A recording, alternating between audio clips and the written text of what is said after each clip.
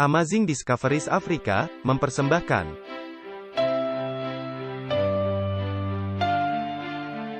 Walter Veith, Martin Smith, Martin Luther, tahun 1517. Konsili Trent, tahun 1545. Luka Parah, tahun 1798. Kebangunan Besar Rohani, tahun 1844. Ensiklikal Rerum Novarum, tahun 1891. Konsili Vatikan II, tahun 1962. Paus Francis, tahun 2013. Ensiklikal Laudato Si Perawatan Bersama Rumah Kita, tahun 2015. Pandemi COVID-19, tahun 2019. Pemilihan Presiden Amerika Serikat, tahun 2020. Ensiklikal Fratelli Tutti, tahun 2020. WhatsApp Prof 105, orang-orang Babel yang ada di Laodikia, menerima kebenaran masa kini. Selamat datang kembali ke episode baru WhatsApp Prof. Hello Walter, hello Martin. Kita kembali lagi. Ya, kita kembali lagi. Jadi, kita akan lanjut dengan pembahasan WhatsApp Prof yang sebelumnya. Nah, banyak dari program kita berkembang sebagai akibat keadaan lingkungan. Nampaknya seakan-akan adanya kebutuhan, dan harus ada orang yang membahasnya, karena topiknya sangat serius. Ya, kita tidak bisa mengabaikan apa yang sedang terjadi, dan adanya pertanyaan-pertanyaan yang diajukan. Jadi mari kita membahasnya. Tetapi sebelumnya, kita meminta berkat Tuhan. Sungguh pasti. Bapa Sorgawi, terima kasih atas kesempatan diberikan untuk membahas hal-hal penting. Kami mohon kiranya Engkau mencerahkan pikiran kami, dan memberikan Roh Kudus. Berkatilah diskusi ini, di dalam nama Yesus kami sudah berdoa. Amin. Nah, Martin, judul kita hari ini agak sedikit provokatif. Tetapi ada makna lainnya, dan membuatnya menjadi tidak terlalu provokatif. Judulnya adalah, Bagaimana Mengatasi Orang-orang Babel di Laodikia. Nah, ada dua aspek kepada judul ini. Adanya pola berpikir Babel dan kecenderungannya, yang mesti diselesaikan. Dan kita mengatakan itu ada di Laodikia yang menyangkut kita semua. Ya, ini tidaklah menaruh seseorang melebihi orang lainnya. Benar. Jadi, Laodikia merupakan keadaan di mana menggambarkan keadaan gereja. Dan ini merupakan suatu pekabaran bagi masing-masing kita. Jangan sampai kita menjadi congkak, dan merasa lebih penting. Apapun penilaian yang ditujukan kepada kita, atau orang lain. Laodikia membuat kita tersadar. Dan merupakan suatu keadaan yang menempelak.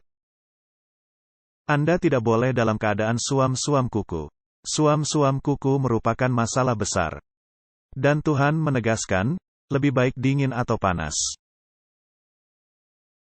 Tetapi keadaan suam-suam kuku ini, adalah yang paling buruk dari semua itu. Kemudian kita berpikir, wah, kita sudah masuk ke dalam bilangan rencana keselamatan, dan berada di dalam garis waktu.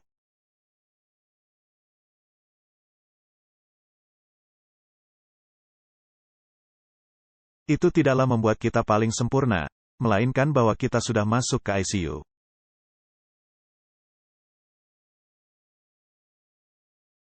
Itu perbandingan yang bagus. Jadi kita semua ada di ICU.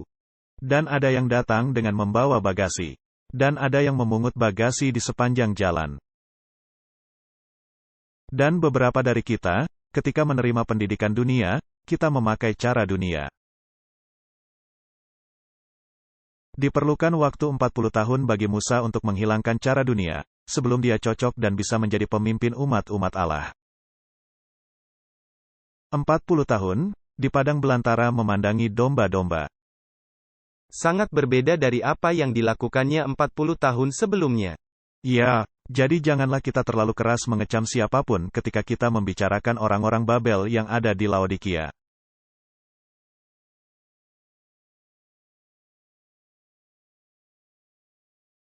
Martin, ada topik yang seringkali diabaikan di dalam firman Allah dan kebanyakan denominasi bahkan tidak pernah membahasnya.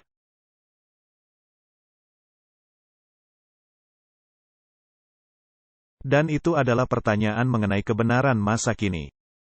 Kitab 2 Petrus 1 ayat 12 kita membaca, "Karena itu aku senantiasa bermaksud mengingatkan kamu akan semuanya itu, sekalipun kamu telah mengetahuinya. Dan telah teguh dalam kebenaran masa kini, yang telah kamu terima." Ini merupakan suatu pernyataan yang amat bagus. Dan ini berasal dari Rasul Petrus yang penuh impulsif. Jadi ada dua hal yang harus kita perhatikan dalam ayat ini. Ingatan akan hal-hal. Jadi tidak ada hal dalam kitab suci yang tidak penting. Dan kita mesti mengetahui semuanya. Kita mesti senantiasa diingatkan, apa perkataan kitab suci. Dan bagaimana Allah berkomunikasi kepada kita. Tetapi kemudian ada aspek khusus, yang sangat penting untuk waktu tertentu.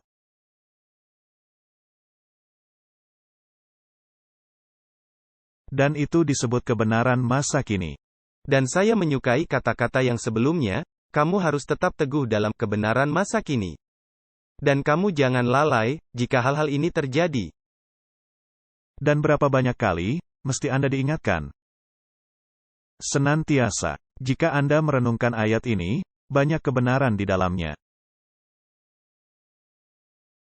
Jadi pada saat ayat ini dituliskan, apa yang menjadi kebenaran masa kini, pada masa itu? Pada masa itu, Yesus sebagai Mesias, menjadi kebenaran masa kini, benar. Dan apakah orang-orang menerima dan bersuka cita? Tidak. Tetapi adanya arak-arakan kemenangan. Adanya orang-orang yang bernyanyi dan bersukaria. Dan hanya dalam hitungan hari, keadaan berubah sama sekali. Ya. Jadi, kemungkinan mereka salah memahami kebenaran masa kini, dan mereka tidak teguh memegangnya. Dan orang-orang memiliki konsep salah kebenaran masa kini, mereka berpikir, orang-orang Roma akan diusir dan mereka akan mencapai keadaan paling atas.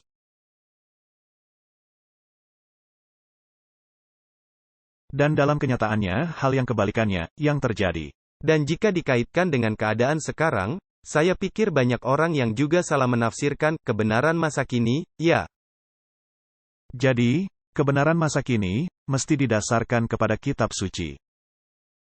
Dan, kebenaran masa kini, tidak pernah menentang bagian manapun, dari kitab suci. Jadi, kebenaran masa kini, adalah sangat penting. Dan, kebenaran masa kini, mesti dihotbahkan dan sebagai suatu umat, kita mesti memegang teguh, kebenaran masa kini. Jika para murid-murid Yesus, tidak memegang teguh, kebenaran masa kini, apakah Injil bisa menyebar luas di dunia? Tidak bisa. Dan para murid-murid itu, tidak memegang teguh kebenaran masa kini, sebelum pertobatan mereka. Tepat sekali, dan pertobatan mereka terjadi, setelah penyaliban Yesus. Jadi, para murid itu juga tidak memahami. Jadi bagaimana cara Anda memegang teguh kebenaran masa kini? Anda harus diingatkan kepada aliran waktu.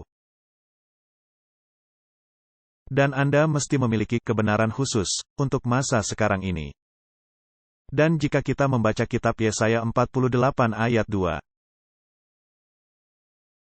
Bahkan mereka menyebutkan dirinya menurut kota kudus dan mereka bertopang kepada Allah Israel, Tuhan semesta alam namanya.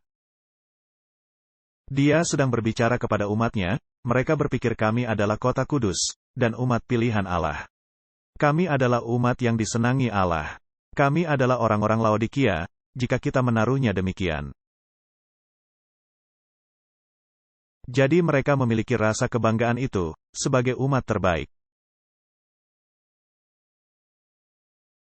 Lalu dikatakan, hal-hal yang terjadi di masa yang lampau telah kuberitahukan dari sejak dahulu, aku telah mengucapkannya dan telah mengabarkannya. Kemudian dengan sekonyong-konyong aku melaksanakannya juga dan semuanya itu sudah menjadi kenyataan. Jadi Tuhan berkata, aku menaruh kata-kata nubuatan ke dalam firman-Ku. Sehingga engkau mengetahui bahwa akulah Allah, karena semua nubuatan sedang digenapi, sesuai firman-Ku. Dan meskipun demikian, mengapa aku melakukannya? Mengapa aku ingin memastikan, agar engkau mengetahui siapa aku ini?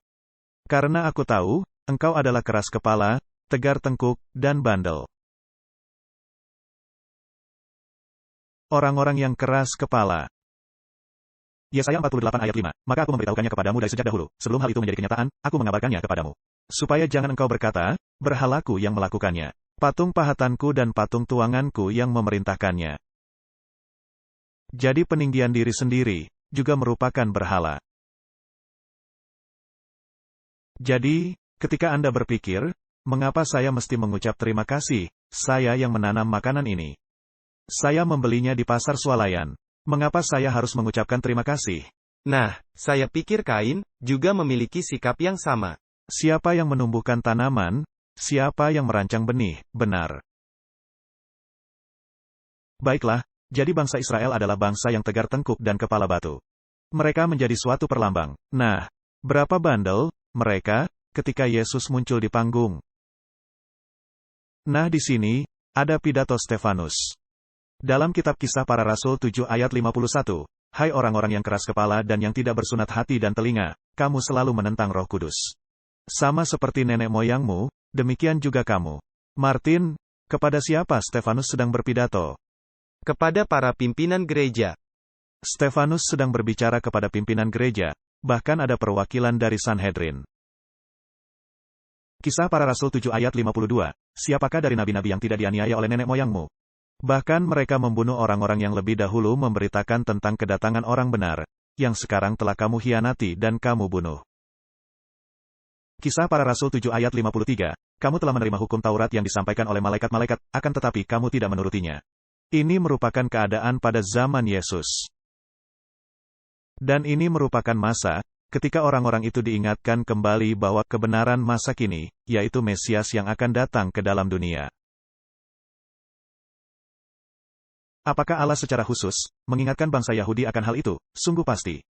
Bukankah Allah mengirimkan orang-orang bijak? Bukankah mereka mengetuk pintu di Yerusalem dan berkata, halo, di manakah? Di manakah pangeran itu dilahirkan? Di manakah raja itu dilahirkan? Dan bukankah Raja Herodes menjadi kaget, dan membuat mereka semua mempelajari kitab suci? Ya. Seharusnya mereka semua sudah mengetahuinya, tetapi kembali mereka harus belajar kitab suci. Jadi mereka adalah orang-orang yang tegar tengkuk, kepala batu, dan tidak bersunat hati dan telinga. Mereka tidak mau mendengar, mereka tidak mau menerima kebenaran masa kini. Mereka menolak kebenaran masa kini. Mereka pikir mereka teguh dalam firman, tetapi mereka menolak kebenaran masa kini. Apakah hal yang sama bisa terjadi, menimpa kita? Ya, masalahnya mereka tahu nubuatan, tetapi tidak menerapkannya sebagai kebenaran masa kini, mereka tidak mengkaitkannya. Ini begitu penting agar kita menyadari bahwa kebenaran masa kini tidak menentang kebenaran masa dulu. Apakah kenyataan bahwa Yesus telah datang ke dunia dan menjadi Mesias dunia menentang semua nubuatan yang ada di Perjanjian Lama? Tidak. Justru menggenapinya. Mengenapi dengan tepat. Apakah mereka mau menerimanya? Tidak. Apakah kita ada dalam posisi bahaya melakukan hal yang tepat sama? Saya pikir begitu. Jadi, dengan kata lain, bisakah kita berkata, kebenaran masa dulu masih merupakan kebenaran? Tetapi kebenaran masa dulu tidak mesti menjadi kebenaran masa kini, walaupun bisa termasuk ke dalam kebenaran masa dulu. Jadi, apa istimewanya mengenai kebenaran masa kini? Ini adalah peristiwa khusus, pekabaran khusus, bagi waktu di mana kita sedang hidup.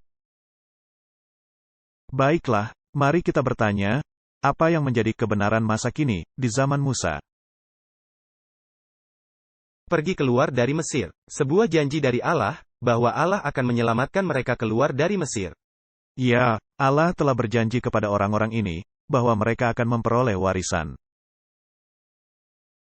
Nah, sekaranglah waktunya untuk peristiwa ini menjadi kenyataan. Nah, hal menarik. Musa sebelum menjadi pemimpin bangsa Israel, sementara dia masih menjadi seorang pangeran di Mesir. Apakah dia menyadari, atau katakan saja, apakah dia merasakan bahwa ada panggilan baginya untuk menjadi pembebas? Ya. Tetapi Musa salah menafsirkannya. Musa berpikir, ini akan menjadi perlawanan militer, dan dia yang melakukannya. Memang Musa telah mengalami pelatihan dan semua keahlian. Dan dia telah dididik dalam lembaga tertinggi, pendidikan di Mesir. Dan ketika dia menyaksikan adanya mandor Mesir yang memperlakukan semena-mena orang Israel, dia membunuhnya dan menguburkannya di dalam pasir. Dan Musa mempunyai pemikiran, bahwa waktunya sudah dekat. Tetapi, kenyataannya diperlukan waktu 40 tahun membentuknya di padang belantara. Untuk belajar dan untuk meninggalkan apa yang sudah dipelajarinya. Jadi, ini amat menarik. Adanya kebenaran masa kini, di mana dia memahami, tetapi salah menerapkannya. Ya, memang ada kebenaran masa kini, tetapi dia tidak memahaminya. Bagaimana dengan Yeremia? Apakah dia memahami adanya kebenaran masa kini? Ya. Tetapi Yeremia sangat patah semangat. Ya. Kebenaran masa kini, pada masa itu ialah bahwa orang-orang Babel akan datang dan menghancurkan tempat ini. Tetapi sikap orang-orang, kami adalah umat-umat Allah. Hal itu tidak akan pernah terjadi. Jadi, ketika Yeremia terus berbicara mengenai topik itu, apa yang dilakukan orang-orang Israel? Mereka ingin membunuhnya. Iya, dan mereka memperlakukan Yeremia dengan sangat kejam. Dan dia menjadi sangat patah semangat. Tetapi dia memiliki tabiat teguh. Saya ingin pada suatu hari kelak, berbincang-bincang dengan Yeremia. Dalam waktu sangat lama. Karena orang-orang merusak DVD-nya dan melemparkannya ke api. Tetapi Yeremia berkata, mari kita buat DVD lainnya dan ditambahkan detail lainnya. Dan hal ini sangat mengesalkan orang-orang. Ini hal menarik. Jadi ada kesamaan, dan ada juga nabi-nabi lainnya yang hidup dalam saat bersamaan. Daniel tinggal di Babel. Yehezkiel memberikan nubuatan-nubuatan. Mereka adalah nabi-nabi besar atau utama. Dan mereka semua memberitakan kebenaran masa kini. Apakah kebenaran masa kini bersifat populer? Tidak, sayangnya tidak, baik bagi umat-umat Allah, maupun orang-orang di luar bangsa Israel. Tepat. Jadi kita sudah membuat sebuah dasar. Kebenaran masa kini tidak pernah menjadi hal yang populer. Tidak pernah. Kebenaran masa kini tidaklah diterima oleh kelompok mayoritas. Kebenaran masa kini malah sangat ditolak oleh orang-orang yang semestinya memberitakannya. Bisa diterima? Iya. Jadi ini merupakan sebuah pola. Apakah pola itu akan kembali terulang? Tidak ada hal baru di bawah matahari. Martin, saya pikir kita memasuki hal berbahaya. Baiklah, hal itu membawa kita kepada pertanyaan sangat penting ini. Apa yang menjadi kebenaran masa kini, bagi masa kita, kedatangan kembali Yesus yang sudah dekat? Ya. Dan pekabaran 3 malaikat, benar, ya. Itu merupakan kebenaran masa kini, untuk masa kita. Jadi ini merupakan pekabaran populer untuk zaman kita. Masa penghakiman sudah tiba. Sembahlah Dia, yang telah menciptakan langit dan bumi, dan semua sumber mata air. Babel sudah jatuh, dan sudah menjadi tempat kediaman roh-roh jahat dan tempat berdiamnya roh-roh najis dan burung yang dibenci. Keluarlah daripadanya, hai umat-umatku, agar engkau tidak turut tertimpa malapetaka-malapetakanya. Jangan menerima tanda binatang. Karena jika engkau menerima tanda binatang, hal-hal berikut akan menimpa engkau. Suatu pekabaran yang populer, benar.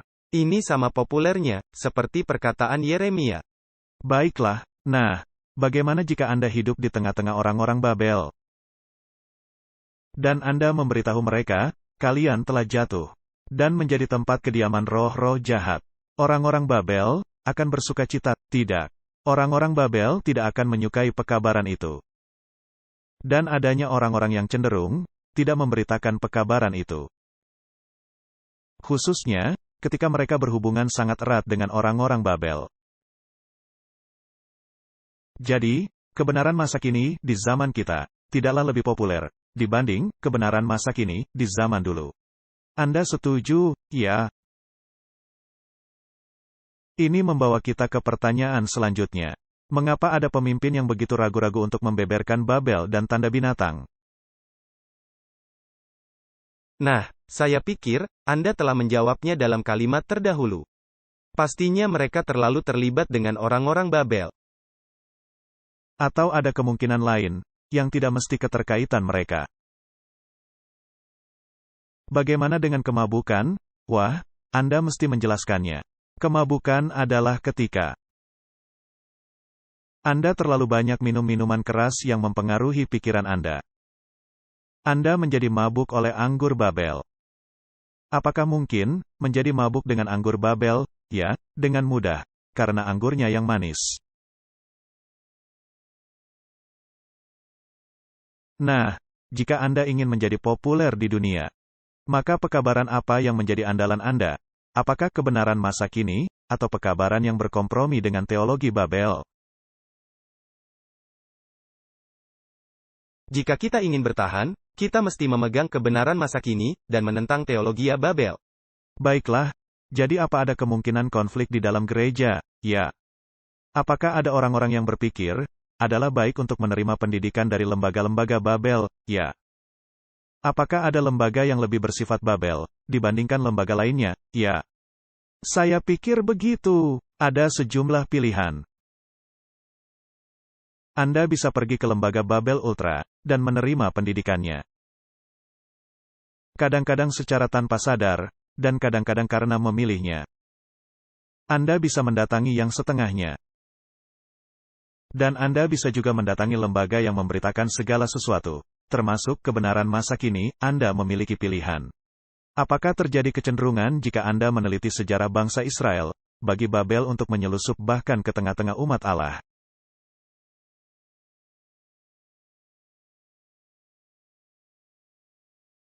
Ya, sudah berkelanjutan. Saya pikir, tidak pernah ada pengaruh Babel yang tidak masuk ke bangsa Israel. Baiklah, jadi bangsa Israel sangat cenderung melakukan penyembahan Baal. Dan kadang-kadang hal ini sedemikian buruknya sehingga mereka mulai mempersembahkan anak-anak mereka kepada dewa-dewa ini. Benar, ya. Nah, Martin, jika Anda meneliti kisah Salomo, apa yang menjadi permasalahannya? Perempuan. Ya, benar. Salomo sangat memiliki hasrat untuk perempuan. Benar, ya. Nah, perempuan dalam pengertian teologia, merujuk kepada apa? Gereja-gereja. Jadi, apakah dalam zaman modern, adanya Salomo, yang sangat tergila-gila kepada perempuan, dan dia sangat mengasihinya. Dan dia berinteraksi dengan mereka dan melakukan segala hal untuk menyenangkannya. Apakah dia memasukkan Molokh ke bait suci? Apakah dia mendirikan patung-patung? Ya. Apakah dia mendirikan mezbah? Jadi dia benar-benar menenangkan mereka, kan? Apakah menurut Anda, hal yang sama merasuki gereja Allah? Nah, kita mulai berbicara membahas mengenai Laodikia. Dan itu merupakan salah satu cirinya. Yaitu sifat yang suam-suam kuku. Jadi itu berarti, jika segala sesuatu berjalan sebagaimana seharusnya, maka tidak perlu ada terompet atau peringatan yang menyatakan adanya hal yang tidak beres di sini. Lebih baik bersikap diam, agar aman. Jika kita meneliti bangsa Israel kuno, terkadang hal menjadi sangat buruk, sehingga terjadi kemurtadan yang terang-terangan.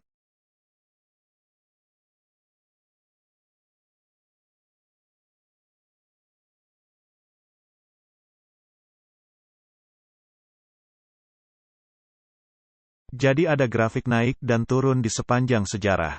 Dan hal yang sama, pasti terjadi kembali, di dalam gereja. Nah, mengapa kita memperbincangkan topik ini? Mengapa kita menyebutkan topik ini? Karena kita telah menerima begitu banyak surat tertulis, juga deringan telepon.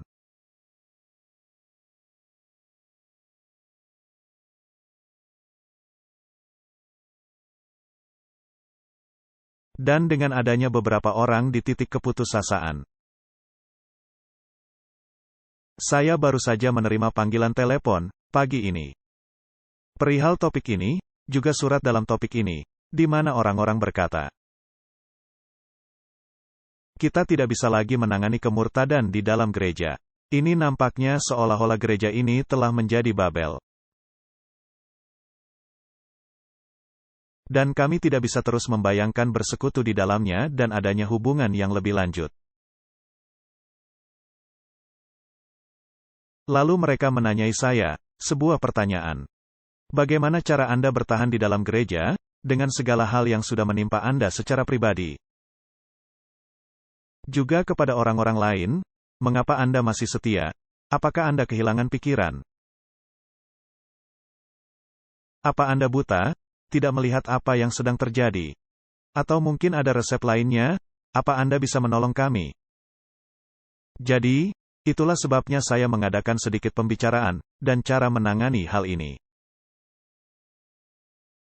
Dan pertanyaan lain, yang senantiasa muncul. Mengapa Allah mengizinkan hal ini? Mengapa Allah tidak menghentikannya? Ini kan, umat-umat Allah. Mengapa Allah tidak campur tangan sejak dulu? Pertanyaan, apakah Allah campur tangan, mencegah penyaliban Yesus? Tidak. Ini mesti terlaksana. Apakah Allah campur tangan untuk menghentikan pembunuhan dan mati syahid kepada murid-murid? Tidak. Apakah Allah turut campur tangan? Bagi Yohanes yang dimasukkan ke dalam kuali minyak panas, dan ketika tidak berhasil, membuangnya ke Pulau Patmos, tidak. Jadi mari kita meneliti aspek itu. Ini adalah aspek panjang sabar Allah dalam menghadapi umat yang tegar tengkuk dan keras kepala. Kita membaca di dalam kitab Keluaran 5 ayat 22. Lalu Musa kembali menghadap Tuhan. Katanya, Tuhan, mengapakah kau perlakukan umat ini begitu bengis? Mengapa pula aku yang kau utus? Sebab sejak aku pergi menghadap Firaun untuk berbicara atas namamu, dengan jahat diperlakukannya umat ini. Dan engkau tidak melepaskan umatmu sama sekali. Apakah menurut Anda, Musa agak kecewa? Saya amat menyukai kisah ini. Ini seakan-akan seperti yang menimpa diri Anda. Ya, benar, khususnya di zaman kita sedang hidup. Mengapa Allah tidak melakukan sesuatu? Apa yang sedang terjadi? Allah menjawab di dalam kitab Keluaran 6 ayat 1, Keluaran 5 ayat 24. Tetapi Tuhan berfirman kepada Musa, sekarang, engkau akan melihat, apa yang akan kulakukan kepada Firaun. Sebab dipaksa oleh tangan yang kuat ia akan membiarkan mereka pergi, ia dipaksa oleh tangan yang kuat ia akan mengusir mereka dari negerinya. Jadi akan tiba suatu masa, ketika Allah akan berkata, cukup. Kadangkala ini terasa sangat lama, sebelum terjadi. Ya, dan Allah tidaklah menyuruh Musa untuk pergi sendirian. Musa harus bersama-sama bangsa Israel dan mengalami semua gejolak ini. Akhirnya mereka keluar dari Mesir, dan hanya dalam hitungan jam, mereka mulai bersungut-sungut. Dan mereka harus belajar bagaimana Allah bekerja, dan pemeliharaan Allah. Dan diperlukan waktu 40 tahun mengembara di padang belantara, sebelum generasi yang sempurna, memasuki tanah Kanaan, benar. Kembali, jawabannya ialah, tidak. Tidak ada generasi yang sempurna. Jadi topik permasalahan ini, senantiasa ada untuk jangka waktu yang lama. Pikirkan saja mengenai Yeremia tua yang malang, dia berkata dalam Yeremia 12 ayat 1, Engkau memang benar, ya Tuhan. Bila mana aku berbantah dengan engkau, tetapi aku mau berbicara dengan engkau tentang keadilan. Mengapakah mujur hidup orang-orang fasik? Sentosa semua orang yang berlaku tidak setia. Ini pertanyaan bagus. Benar, saya tidak paham, Tuhan. Benar tidak paham. Semua orang-orang ini makmur, bagaikan pohon hijau. Sedangkan saya, lihatlah saya. Saya sengsara dan diperlakukan dengan kejam, dan seterusnya. Pada akhirnya, Yeremia berbicara di dalam Yeremia 20 ayat 8. Sebab setiap kali aku berbicara, terpaksa aku berteriak, terpaksa berseru, kelaliman. Aniaya, sebab firman Tuhan telah menjadi cela dan cemooh bagiku, sepanjang hari. Yeremia 20 ayat 9. Kemudian aku berkata, aku tidak mau mengingat dia dan tidak mau mengucapkan firman lagi demi namanya. Maka dalam hatiku ada sesuatu yang seperti api yang menyala-nyala. Terkurung dalam tulang-tulangku, aku berlelah-lelah untuk menahannya, tetapi aku tidak sanggup. Yeremia tidak bisa menahannya. Dia mesti berbicara, dan semakin dia berbicara, semakin masalah datang kepadanya. Wah, kedengarannya tidak asing. Ya, Setiap kali Anda membuka mulut, ada masalah datang menimpa. Begitulah keadaannya. Tetapi, sesungguhnya, siapa yang menyuruh Yeremia berkata-kata? Allah yang menyuruh Yeremia berbicara. Ini merupakan hal utama, dan Anda dipaksa berbicara, karena Allah yang menyuruhnya. Baiklah, jadi Allah yang menyuruh Yeremia untuk berkata-kata. Dan dikatakan bahwa firman Allah itu, ibarat api di dalam hatinya. Terkurung dalam tulang-tulangku. Yeremia telah menyerap kebenaran masa kini. Yeremia telah memegang teguh kebenaran masa kini. Dan Yeremia sedang memberitakan kebenaran masa kini. Dan dia sedang ditimpuki bertenton bata merah. Apa yang bisa kita harapkan? Tidak banyak. Baiklah, jadi apakah Sanhedrin modern akan menimpa Anda bagaikan bertenton bata merah? Dapatkah Anda mengharapkan yang lain? Tidak. Baiklah, tetapi marilah kita berbicara ramah. Apakah ada juga Nikodemus dalam badan Sanhedrin modern? Akan selalu ada. Kita bertanya, pertanyaan lainnya, apakah akan ada potensial Paulus di Sanhedrin modern? Ya, pasti.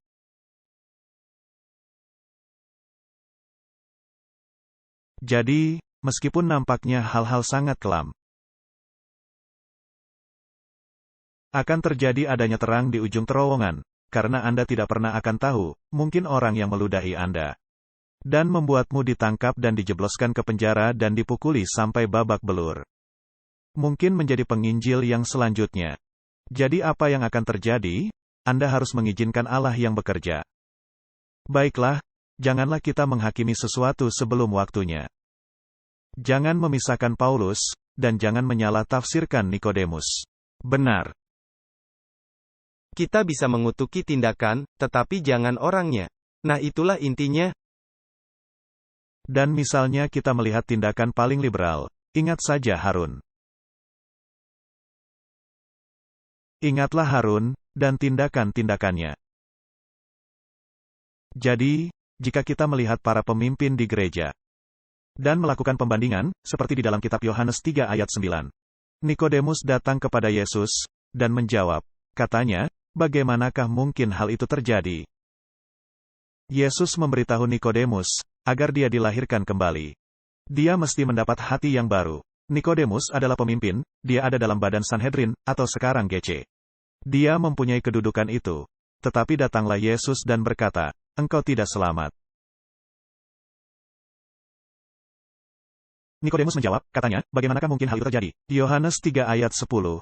Jawab Yesus, engkau adalah pengajar Israel, ahli Taurat, salah seorang pemimpin Israel, dan engkau tidak mengerti hal-hal itu. Apakah hal itu mungkin terjadi? Bisa saja. Dan diperlukan keberanian untuk mengakui Anda tidak paham. Benar. Nah, apakah Nikodemus menerima pengajaran itu dan serta-merta mengikut Yesus? Tidak. Dan hal menariknya ialah, Nikodemus merenungkan hal itu, meneliti dan mempelajarinya. Dan ketika batu terbelah, dan terjadilah gempa bumi. Dan langit kelam, dan matahari menyembunyikan cahayanya. Iman Nikodemus mantap untuk selamanya. Sedangkan iman para murid-murid Yesus, hilang sama sekali. Bukankah itu menarik, suatu peringatan yang baik? Begitulah semestinya posisi kita untuk kebenaran masa kini, dan murid-murid Yesus itu telah berkesempatan belajar di kaki Yesus. Memakan firman Yesus, setiap harinya, dan iman Nikodemus diteguhkan, sedangkan iman para murid-murid hancur oleh peristiwa yang sama. Jadi, janganlah kita mengecam, melainkan berterus terang. William Tyndale, saya menyukai dia. Dia disebut pemberontak Allah, demikian orang-orang menjulukinya. Dan Tyndale berkata kepada utusan kepausan, jika Allah memanjangkan umur saya akan mengajari seorang bocah yang mengendalikan bajak untuk lebih mengetahui kitab suci, daripada engkau. Tyndale sedang berbicara kepada para pemimpin keagamaan, benar. Tyndale sedang berbicara kepada orang-orang itu, semua utusan dari tampuk kekuasaan kepausan, semua kaum terpelajar pada masa itu. Martin, mari kita bersikap tegas, dan bertanya. Apakah menurut Anda, adanya orang-orang yang telah belajar kitab suci, yang sudah ditulis oleh Tyndale, dan yang sudah menyerapnya, dan lebih mengetahui rencana keselamatan dan cara kerja Roh Kudus,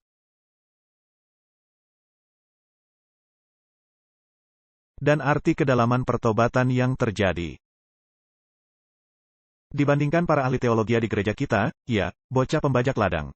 Bocah pembajak ladang. Apakah adanya bocah pembajak ladang, yang lebih mengetahui firman dibanding para profesor yang ada di beberapa lembaga kita? Tentunya.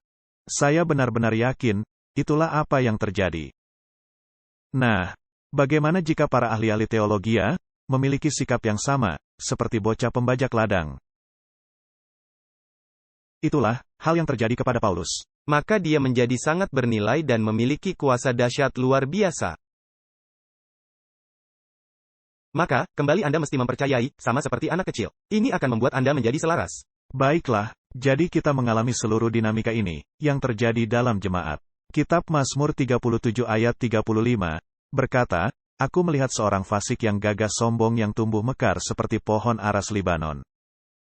Mazmur 37 ayat 36, ketika aku lewat, lenyaplah ia aku mencarinya, tetapi tidak ditemui. Dengan kata lain, ketika kita melihat kejahatan, melihat kemurtadan, dan semua perkara ini, lalu kita berpikir,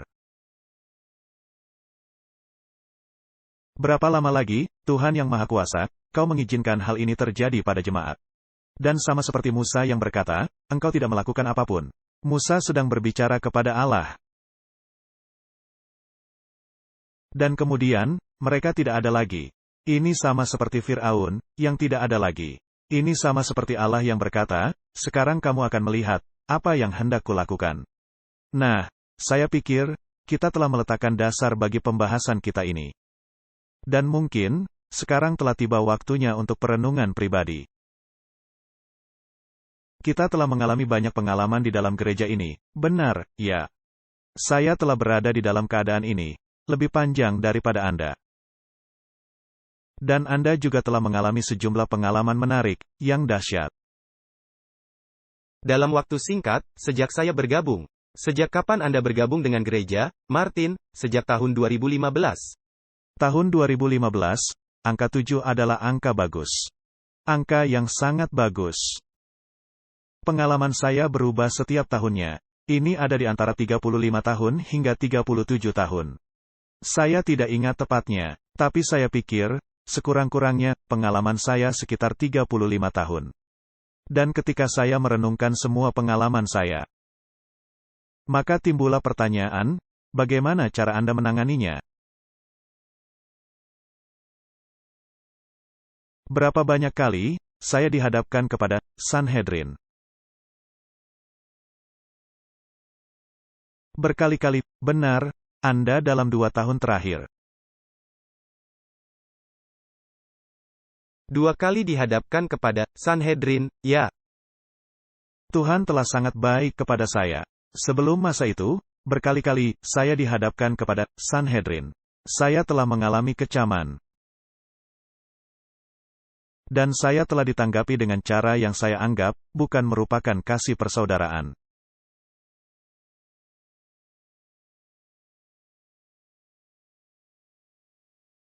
Ya, memang saya pernah mengalami pengalaman seperti ini. Ada saat-saat seperti Yeremia yang berkata, wah, saya tidak akan lagi berkata-kata memakai nama ini. Tetapi kemudian firman Allah itu bagaikan bara api di dalam hati saya dan saya tidak bisa menahannya. Dan ketika saya merenungkan kembali ke waktu lalu, ketika hal-hal ini terjadi. Dan ketika Anda berhubungan dengan kemurtadan terang-terangan, saya telah berkesempatan duduk di beberapa komite. Nah, saya pernah menceritakan kisah saya ini. Mari kita menghadapi beberapa aspek berbeda. Di dalam kisah-kisah saya itu, saya telah menceritakan kejadiannya, tetapi tidak kepribadiannya. Nah, kami tidak menghendaki penyebutan nama-nama. Tetapi hal yang hendak kami tunjukkan, bahwa di setiap eselon, adanya orang-orang yang berbunyi seperti orang-orang Babel. Adanya orang-orang di setiap eselon, yang bertindak seperti orang-orang Babel. Dan mungkin saja, adanya orang-orang di setiap eselon yang merupakan orang-orang Babel. Dan Anda mesti menghadapinya, kan, ya? Nah, ketika saya diundang ke pertemuan Faith and Science, saya menemukan hal-hal tersebut. Dan saya juga sangat erat berhubungan dengan seluruh tampuk kekuasaan dan kepemimpinan gereja. Dan saya menemukan adanya orang-orang yang sangat menjadi sumber permasalahan. Bukan hanya sekedar pembuat permasalahan, melainkan juga menjadi pengganggu yang sangat ekstrim. Jadi ketika saya duduk di salah satu pertemuan ini, dan adanya orang yang berpidato, yang betul-betul murtad, saya tidak bisa mempercayai, adanya hal tersebut yang keluar dari mulut orang percaya. Yang sama sekali tidak mempercayai kebenaran masa kini. Sama sekali tidak mempercayai. Tidak mempercayai penciptaan yang sebenarnya. Tidak mempercayai Yesus melakukan mukjizat-mukjizat. Tidak mempercayai hal-hal supranatural yang ada di dalam Alkitab. Menganggap bahwa segalanya hanyalah alami saja. Mempercayai bahwa dunia ini berusia jutaan tahun. Dan menilai siapapun yang tidak mengikuti garis pemikiran ini, merupakan orang-orang dungu. Dan Anda duduk di samping para pemimpin. Dan saya duduk di salah satu orang-orang yang berasal dari Biblical Research Institute, yang duduk di sebelah saya. Dan saya mendengar dari pembicaraan mereka, di mana saya masih relatif baru kepada hal-hal ini. Dan saya terperangah, sungguh-sungguh terperangah, saya tidak percaya, apa yang saya dengar, dari gereja ini. Dan akhirnya orang ini maju ke depan dan menyebarkan pemikiran panteisme sedemikian terang-terangan.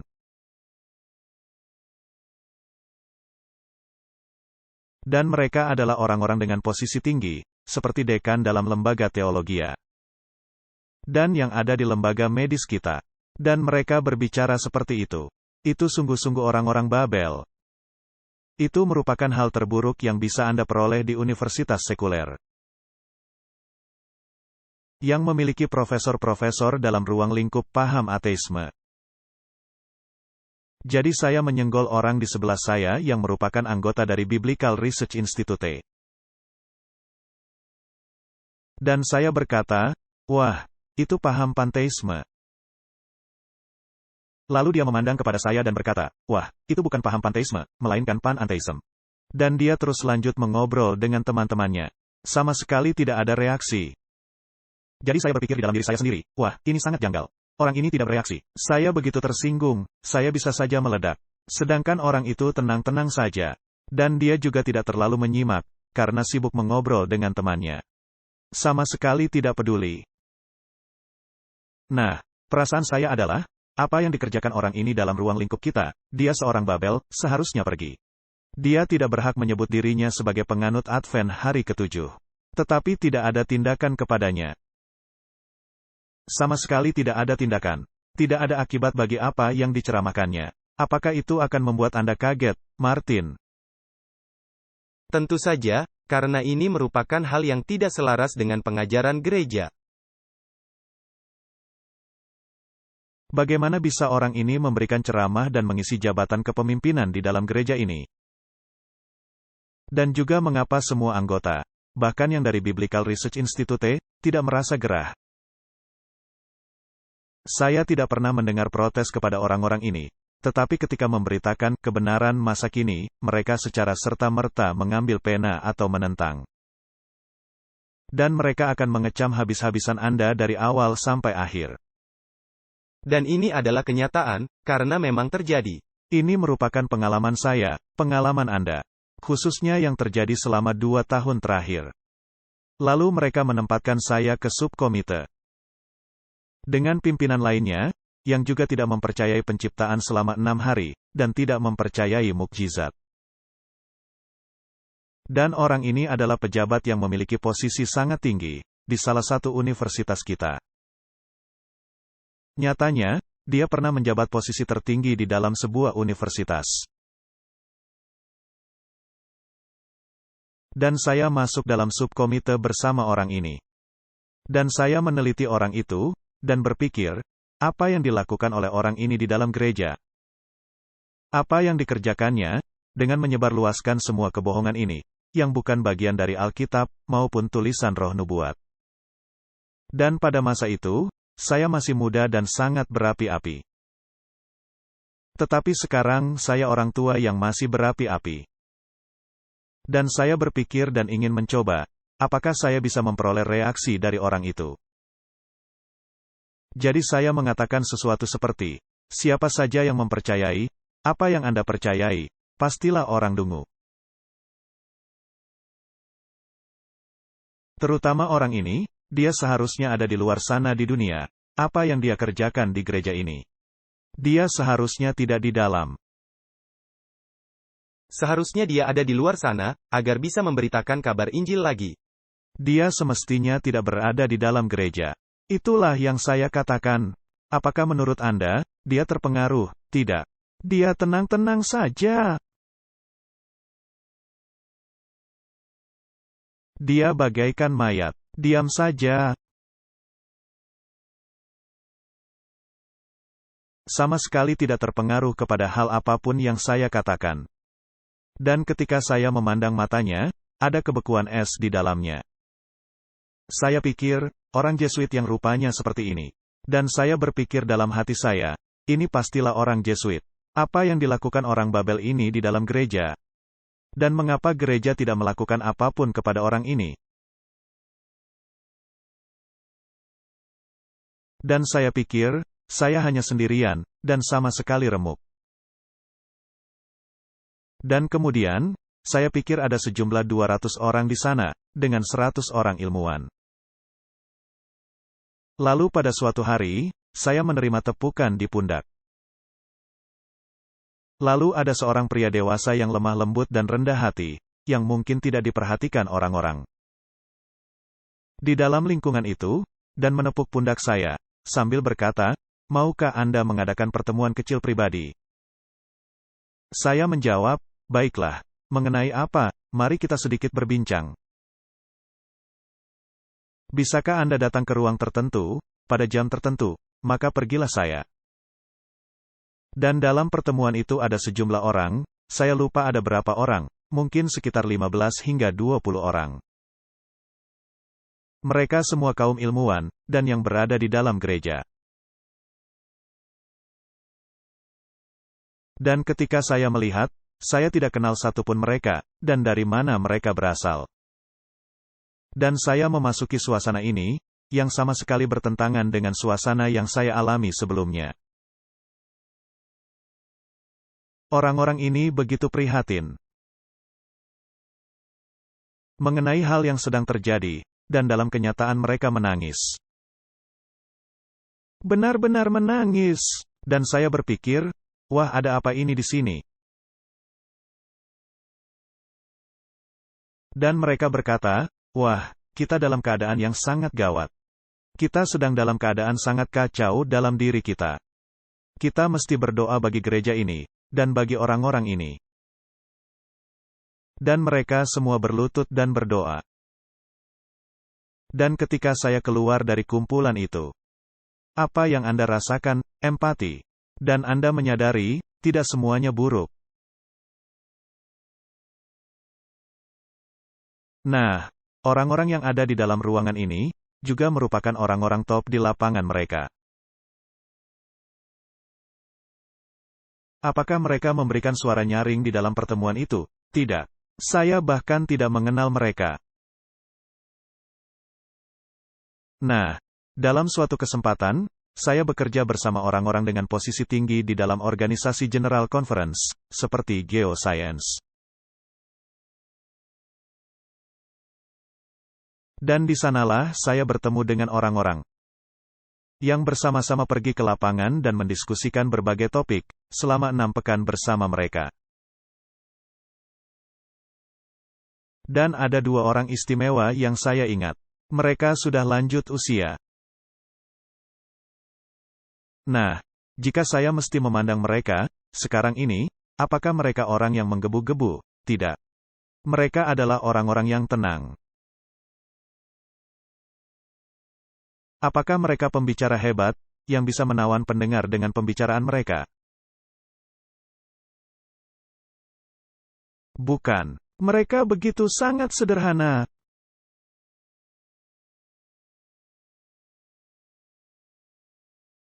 Dan saya pergi ke lapangan, bersama mereka dalam berbagai kesempatan. Dan ada orang yang berbicara dengan sedikit kocak, seperti, ha, ha, ha, dan dia terus berbicara seperti itu. Dan tahukah Anda, setelah lewat beberapa saat, ternyata orang-orang ini penuh dengan iman. Mereka begitu saleh, sehingga membuat saya merasa malu. Dan saya masih ingat orang yang sudah berumur, ketika kami mendaki gunung yang sangat tinggi. Dan orang itu berjalan dengan lambannya.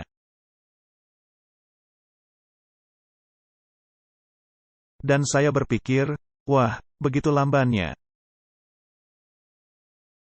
Ayo, cepatlah, mengapa berjalan begitu lamban? Ada apa dengan orang-orang ini? Tetapi tahukah Anda, mereka tidak pernah berhenti berjalan. Sedangkan yang lainnya masih muda dan berjalan cepat, sehingga orang lanjut usia itu ketinggalan di belakang. Orang itu akan terus berjalan lamban, dan tidak berhenti. Ini sungguh luar biasa, dan orang lanjut usia itu memiliki iman yang teguh. Dan orang-orang ini, sungguh memberikan kesan mendalam bagi diri saya. Dan mereka adalah para pemimpin di lembaga itu. Sekarang ini, saya tidak tahu bagaimana rupanya lembaga itu, karena saya tidak berhubungan dengan orang-orang yang ada sekarang.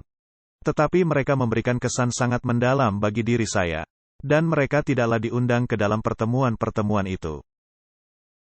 Atau mungkin, karena mereka berkata, sudah pensiun. Tetapi yang murtad, yang sudah pensiun, juga ada di sana. Dan ini nampak sangat bertentangan, bagi diri saya. Jadi, Martin, saya pernah bertemu dengan orang-orang Babel, di dalam gereja ini. Dan saya telah melihat, penerimaan orang-orang Babel di dalam gereja ini, dan ini sangat mengagetkan saya. Kemudian saya menemui kelompok lainnya. Jadi kita bisa melihat nama-nama, dan daftar semua orang-orang ini. Ketika saya mulai mengkhotbahkan, kebenaran masa kini, maka timbul hal-hal yang kurang mengenakan. Karena adanya orang-orang yang sangat berhubungan erat dengan lembaga-lembaga Babel. Kami berbincang mengenai paham oikumene dan hal-hal yang menyertainya. Dan akan tidak nyaman bagi beberapa orang, ketika saya memperbincangkan, siapa itu Babel. Gereja-gereja Protestan yang jatuh, kepausan. Sebutkan saja satu persatu, agama naga, hal yang berkaitan dengan paham spiritisme. Itulah Babel. Dan ketika Anda mulai memperinci, kebenaran masa kini. Tanda binatang, mengapa Babel sudah jatuh, semua ini membuat keadaan menjadi sangat tidak nyaman. Dan ketika Anda khususnya mengatakan orang-orang ini menjadi anggota masyarakat rahasia, maka timbullah kehebohan. Dan mereka akan menyuruh Anda, berhenti memperbincangkan hal-hal ini. Dan hal itu, tepat yang menimpa Yeremia. Kebenaran masa kini, tidaklah populer. Yeremia dianggap pembuat gara-gara di Israel. Dan khususnya ketika saya mulai membicarakan mengenai terjemahan Alkitab. Lalu Anda dilarang berkhotbah, kemudian diperbolehkan kembali, Anda dikecam habis-habisan. Dan saya berhadapan dengan petinggi-petinggi gereja. Mereka adalah para ketua divisi, banyak dari mereka. Nah, kebanyakan dari mereka, yang saya hadapi, berkaitan dengan konflik permasalahan ini. Mereka jelas-jelas mengecam saya habis-habisan dan memarahi saya. Jadi, apakah menurut Anda, mereka mempraktekkan kasih persaudaraan kepada saya? Jelas tidak. Jelas tidak. Dan ketika saya mengatakan sesuatu di dalam pertemuan-pertemuan itu, dan cara mereka berbicara, dan cara mereka menyelesaikan topik permasalahan, dan tuduhan-tuduhan yang mereka lontarkan, dan pemutar balikan fakta yang mereka buat, dan dusta terang-terangan yang dituduhkan kepada saya, dan cara mereka melakukannya. Saya tidak mengharapkan perlakuan semacam itu dari universitas sekuler terburuk, sekalipun di dunia, apalagi yang muncul dari umat-umat Allah. Jadi, ini benar-benar mengagetkan saya, adanya para pemimpin umat Allah yang memiliki sifat yang sedemikian. Dan banyak dari mereka, yang bertanggung jawab membawakan kemurtadan Babel, secara terang-terangan, masuk ke dalam gereja. Dan anggota-anggota gereja sangat heran, dengan apa yang sedang dilakukan para pemimpin ini. Lalu Anda ingin menghapus keseluruhan kepemimpinan itu. Itu yang menjadi kesimpulannya. Kemudian, setelah pertemuan, Anda duduk di ruang, dan ada orang yang datang menemui Anda dan ingin berbincang. Mereka juga merupakan para petinggi dari organisasi yang sama. Kemudian Anda baru menyadari, mereka berpikir tepat seperti Anda. Cara berpikir yang bertentangan, dan yang ada di dalam kepemimpinan organisasi yang sama. Dan orang-orang lainnya, para staf, mereka tidaklah berada di dalam gerobak yang sama. Mereka merupakan orang-orang normal, yang memiliki cara berpikir sama seperti Anda. Dan ada beberapa dari mereka mengenal kebenaran karena khotbah-khotbah saya sebagai contohnya. Jadi, Anda menemui orang-orang ini, dan Anda berpikir, wah, ini banyak sekali ketidaksesuaian. Saya tidak bisa menanganinya. Dan Anda menyadari, adanya orang-orang di posisi tertinggi, yang sedang meratap dan menangisi akan hal yang sedang terjadi. Nah, salah satu topik permasalahan, yang pernah kita bahas, adalah mengenai penerjemahan Alkitab, benar, ya. Jadi, saya pernah dilarang berkhotbah, dan disuruh menghadap ke eselon kepemimpinan lebih tinggi. Dan Biblical Research Institute, menghantam saya bagaikan bertenton bata merah. Jadi saya berkorespondensi terus-menerus dengan mereka. Lalu timbul pemikiran di dalam diri Anda, mengapakah mereka berpikir sangat berbeda? Saya menulisi surat kepada mereka dan menunjukkan. Tahukah Anda, Martin, ada begitu banyak orang yang terlibat dalam topik permasalahan penerjemahan Alkitab. Tahukah Anda, berapa banyak buku yang telah ditulis mengenai topik ini? Sangat banyak. Dan kebanyakannya dihasilkan oleh lingkungan Advent. Dan yang merupakan buku-buku sangat dahsyat. Anda telah melihat dan membaca buku-buku tersebut. Nah, jika Anda melihat dunia Protestan lainnya, adanya orang-orang Protestan yang sangat merasakan topik permasalahan ini, dan yang menulis buku-bukunya. Saya memiliki satu rak penuh buku-buku mereka. Dan saya membaca dan menyerapnya. Argumen mereka begitu luar biasa. Argumen mereka tak terbantahkan. Tidak mungkin mematahkan argumen mereka. Menurut pendapat saya, tidak mungkin menantang argumentasi mereka. Tahukah Anda, bahkan ini sudah mulai dari permulaan, bahkan ketika Alkitab King James dituliskan. Dan masa sesudahnya, ketika Westcott dan Hort muncul dengan penulisan mereka. Dean Bergen, sebagai contohnya, hal-hal yang dia tuliskan. Dalam mendukung receive text, dibandingkan dengan Alkitab versi King James, sungguh luar biasa. Tetapi seminari-seminari teologi modern. Dan tentunya, gereja Katolik dan universitas-universitasnya, mereka mau menaruh hal itu di bawah karpet. Dan saya memberikan tulisan dan semua pertanyaan-pertanyaan ini. Tetapi mereka mengabaikan dan menganggapnya tidak ada. Dan saya berpikir, mengapa mereka bersikukuh? Untuk tidak mau melihat bukti-bukti dari pandangan alternatif. Mengapa mereka mau sejalan dengan cara berpikir Babel yang menyebar luas? Ketika adanya semua bukti-bukti ini, dan di dalam suatu kesempatan, saya memberi mereka banyak bukti-bukti, dari manuskrip tertentu, apa yang dikatakannya, dan seterusnya. Dan saya mendapat bukti-bukti ini dari Komite Teologi dari Alkitab Slagtag. Alkitab Slagtag adalah Alkitab Jerman, yang dikompilasi, berdasarkan receive text. Karena orang-orang ini mempercayai bahwa receive text merupakan teks yang original dan harus diutamakan. Dan komite itu beranggotakan ahli-ahli teologi kenamaan.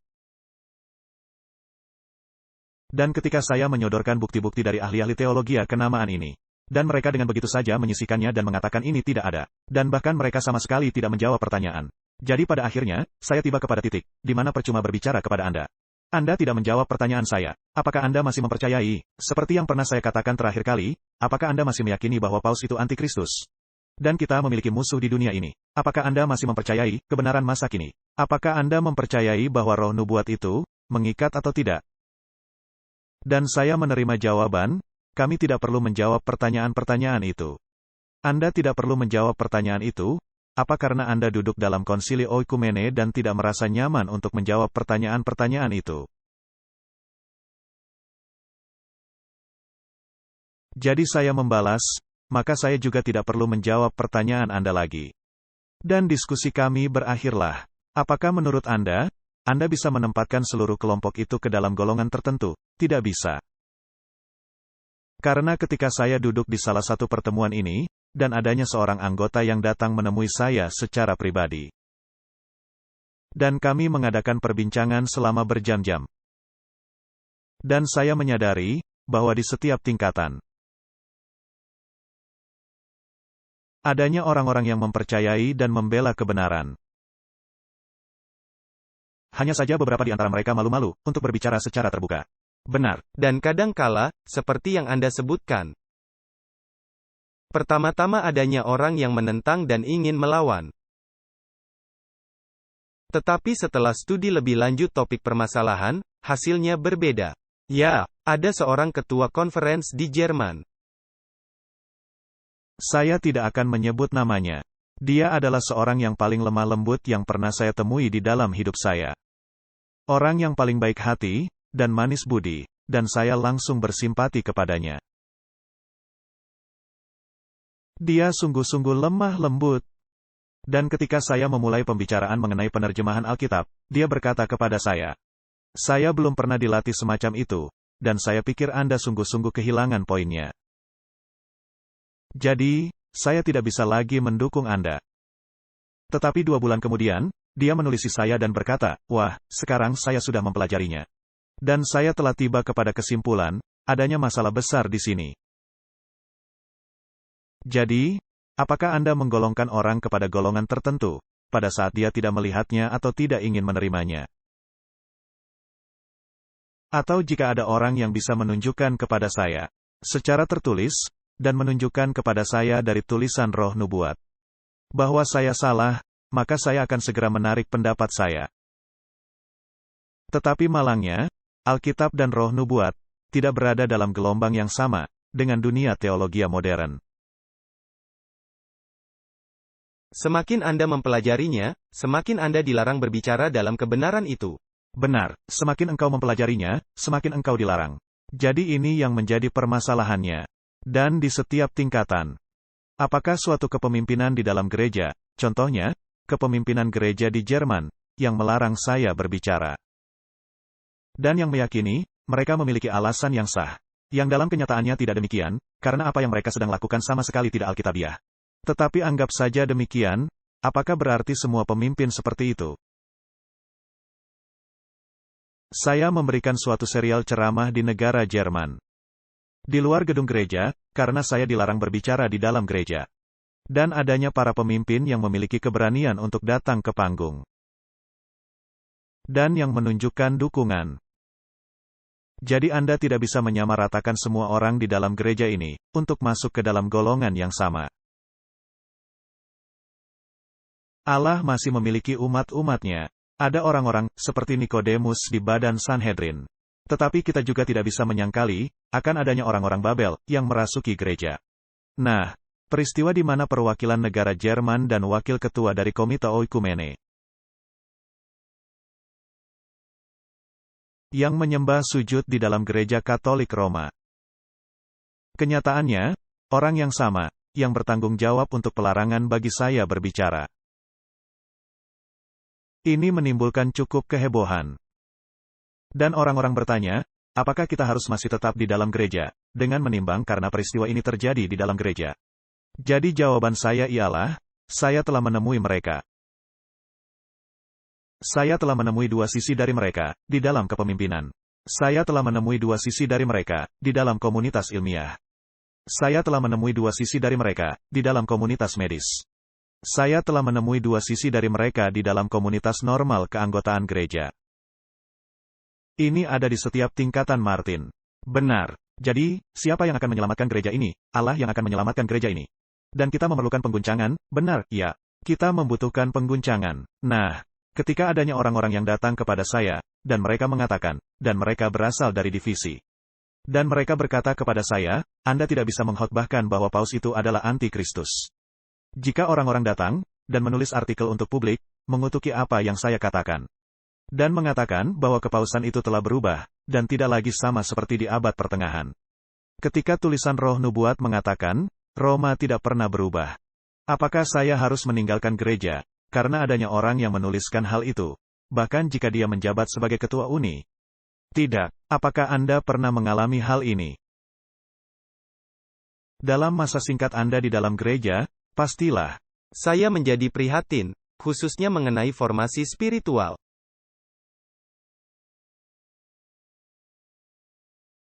Dengan adanya materi yang bersifat sekuler, dari profesor universitas sekuler, dan bukannya universitas Advent, yang secara terang-terangan mengajarkan materi formasi spiritual sebagai materi training dan membawakan materi ini sebagai petunjuk training. Seharusnya kita membuang materi itu dengan segera, benar. Apakah mereka membuangnya? Malangnya, tidak. Baiklah, jadi kita dirasuki pemikiran Babel di dalam gereja. Benar. Saya dan istri saya terlibat dalam organisasi pengabaran Injil.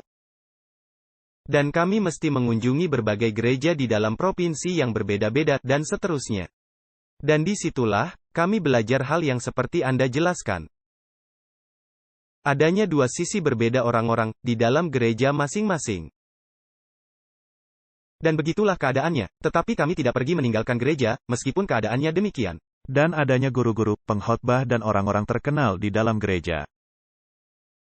Yang menduduki kepemimpinan di dalam gereja, yang berkata, Anda tidak boleh berkata-kata. Bahwa lembaga-lembaga dan gereja-gereja lain, menjadi Babel. Dan bahwa kealahan yang kita layani, adalah kealahan yang tepat sama, seperti yang di dalam sistem keagamaan lain di dunia. Dan jawabannya ialah, Akulah, Tuhan Allahmu yang membawa engkau keluar dari Mesir. Jadi, ini adalah kealahan yang khusus, dan bukannya kealahan secara umum. Dan ini merupakan masalah sangat besar. Dan kita akan terus mengalami masalah ini, hingga tibanya masa pengguncangan. Dan adanya orang-orang yang keras kepala, bisa menjadi seperti Rasul Paulus. Dan adanya orang-orang yang sangat pemalu, bisa menjadi seperti Nikodemus. Benar. Dan bisa jadi, adanya bintang cemerlang yang akan meredup. Benar. Kenyataannya, kita membaca hal itu di dalam tulisan Roh Nubuat. Dan akan adanya banyak bintang, yang sekarang ini, tidak terlihat jelas, akan terlihat jelas, ketika keadaan menjadi sangat gelap. Bintang-bintang itu akan bersinar terang. Jadi janganlah patah semangat di dalam gereja ini. Pertanyaannya ialah, apakah ini merupakan pekabaran terakhir, kebenaran masa kini, yang terakhir? Sikap organisasi yang memberitakannya, di dunia, ya. Bisakah Anda menyebut level apapun dalam kepemimpinan? Atau level apapun di dalam gereja, sebagai Babel, tidak bisa. Apakah kemungkinan adanya orang-orang Babel di dalam gereja? Ya. Dan bukan sekedar mungkin, melainkan kenyataan yang tak terbantahkan. Dan apakah beberapa di antaranya merupakan orang-orang Babel sejati? Dan yang lainnya hanya sekedar orang-orang Babel yang terpengaruh? Ya, mungkin. Jadi kita sedang hidup di tengah-tengah orang-orang Babel. Benar. Apakah ini membuat saya lebih baik dari keadaan mereka? Tidak, karena saya adalah Laodikia. Kita mesti berjuang agar menjadi lebih baik. Kita semua memiliki permasalahan tabiat. Tetapi saya bisa menangis dan meratap untuk semua kejahatan yang dilakukan di Israel. Tuhan telah mengucapkan kutuk kepada orang-orang yang mengurangi atau menambahkan kitab suci. Aku telah memutuskan apa yang menjadi aturan iman dan pengajaran dan Tuhan telah merancangkan agar Alkitab menjadi buku di rumah tangga. Gereja yang memegang teguh firman Allah, tidak bisa didamaikan kepada Roma. Martin, apakah Roma telah berusaha menjual Alkitab?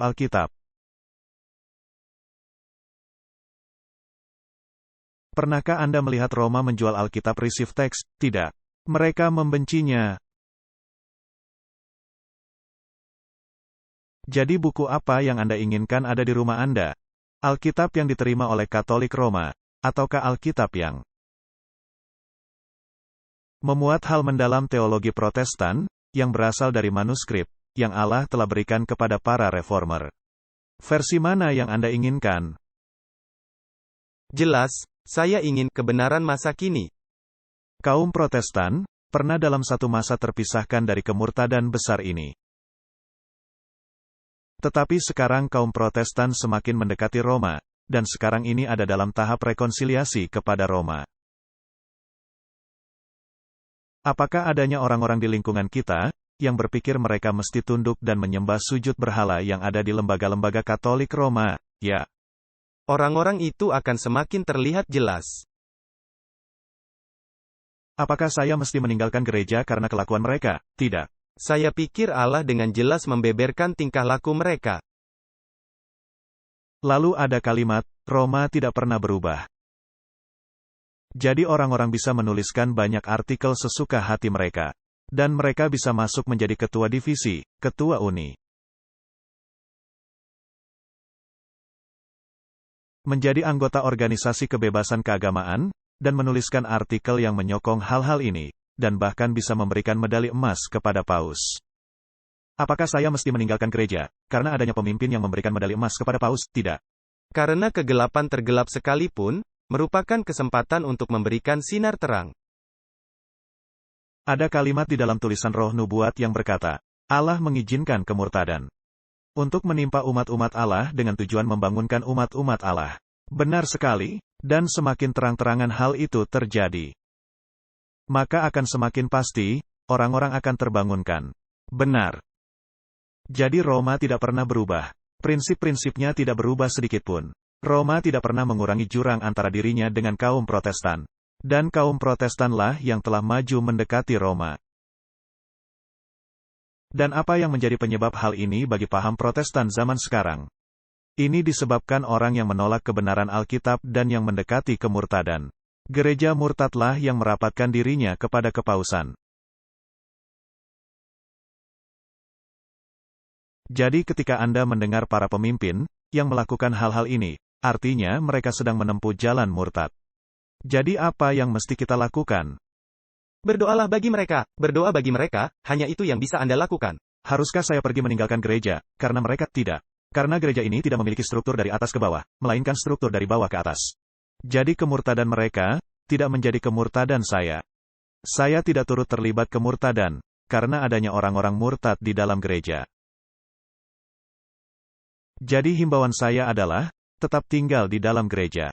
Gereja ini adalah umat yang sisa.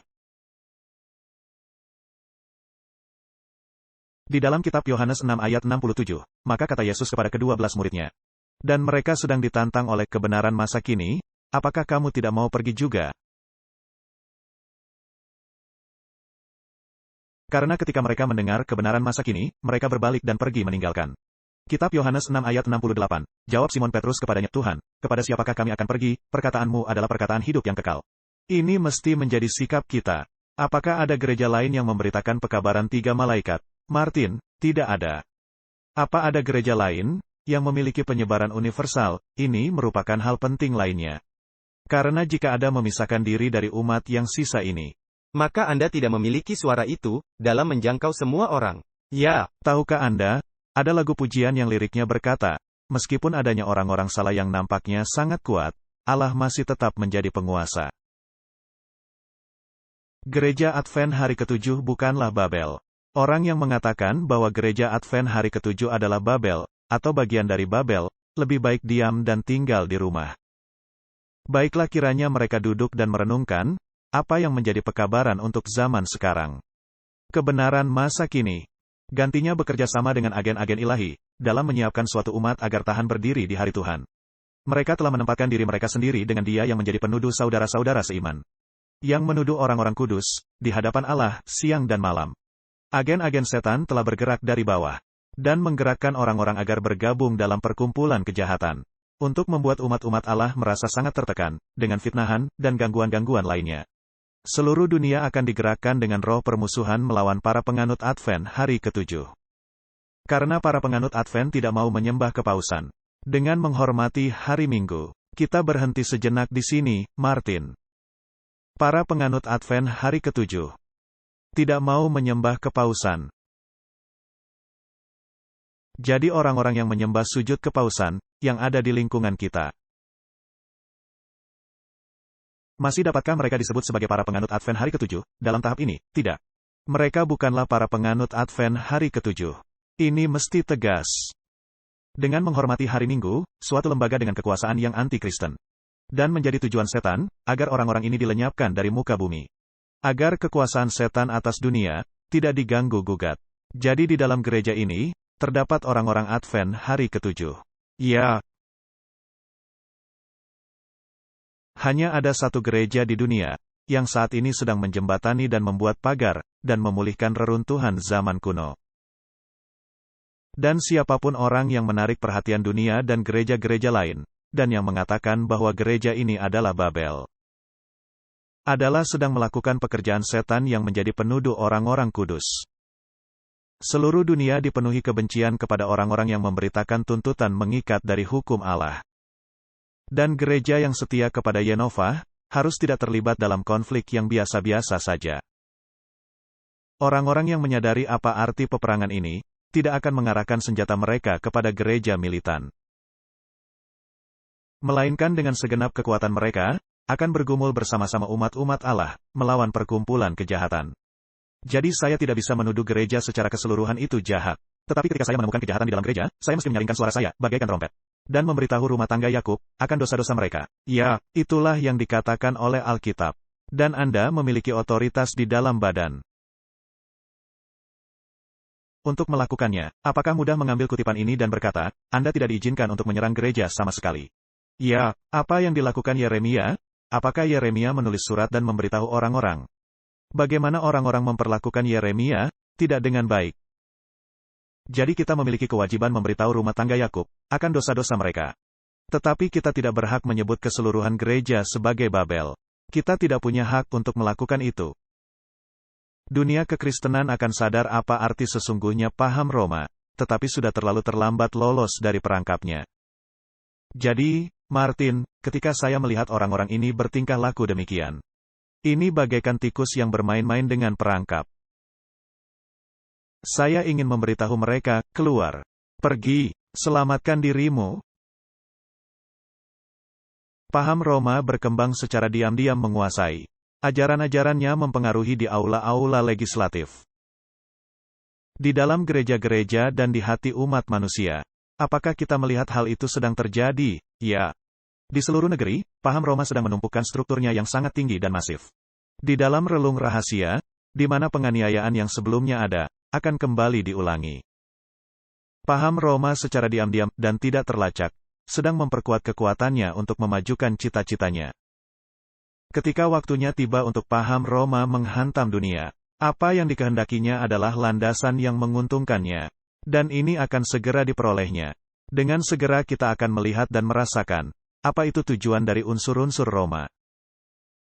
Barang siapa yang mempercayai dan menuruti firman Allah, akan mendapat celaan dan penganiayaan.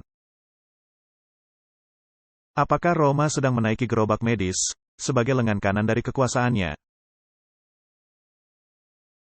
Ini merupakan kekuatan pendorong, di belakang semua ini. Dan bagaikan tikus-tikus yang sedang mencium-cium keju. Dan mengira ini adalah makanan lezat. Akan mendapati hidung mereka akan segera masuk perangkap. Jadi garis mendasarnya, Martin, adanya orang-orang Babel di lingkungan kita. Dan adanya doktrin Babel, yang sedang dijual sebagai anggur manis.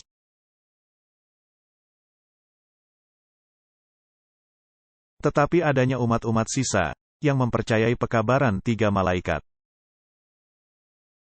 Yang mencintai kebenaran masa kini, dan yang siap memberitakan, berapapun harga yang mesti dibayar. Apakah Anda sependapat? Saya ingin menjadi bagian di dalamnya. Dan saya mempercayai kita mesti bertahan. Marilah kita bertahan. Dan jika ada orang-orang dengan jabatan tinggi, yang tidak memiliki falsafah yang sama, saya jangan membuat itu menjadi masalah saya, melainkan itu masalah mereka dan menjadi masalah bagi Allah. Dan kita berada di gereja ini, karena gereja ini memberitakan kebenaran masa kini. Dan selama masih ada nafas kehidupan, dan selama masih adanya orang-orang yang mempercayai kebenaran masa kini, maka gereja ini akan tetap menjadi umat yang sisa. Kiranya Allah memberkati kita dan kiranya Allah memberkati gereja ini. Dan kiranya Allah membangunkan keinginan itu. Untuk membagikan kebenaran masa kini kepada dunia, tidak peduli berapapun harga yang mesti dibayar. Bahkan jika harga yang mesti dibayar berasal dari orang-orang dalam, kita mesti khawatir masalah dari dalam, dibandingkan masalah dari luar. Hal itu tidak mesti menghambat kita. Hal itu tidaklah membuat gereja ini Babel. Gereja ini adalah umat yang sisa, dengan pekabaran terakhir bagi dunia. Marilah kita berdoa. Bapa Sorgawi, kami sedang hidup di masa yang penuh gejolak. Dan gereja sedang ada dalam gejolak sepenuhnya. Yang nampaknya akan terguling dan jatuh, tetapi ini tidak akan terjadi. Karena adanya pekabaran terakhir yang mesti diberitakan. Dan di belakang pekabaran itu, berdiri Allah semesta alam.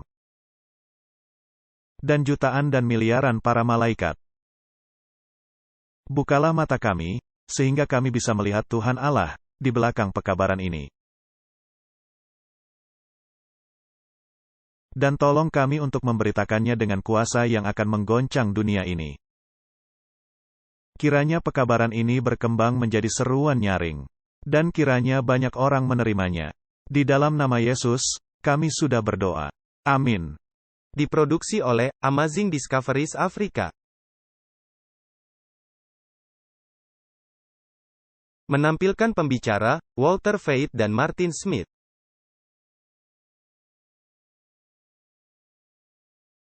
Terima kasih kepada semua pihak yang dengan limpahnya telah mendukung dengan semangat, doa dan sumbangan finansial. Untuk keterangan lebih lanjut mengenai Amazing Discoveries Afrika, semua ini tidak mungkin terlaksana tanpa kasih karunia dan berkat dari Tuhan kita, Yesus Kristus, yang patut dipuji dan dimuliakan.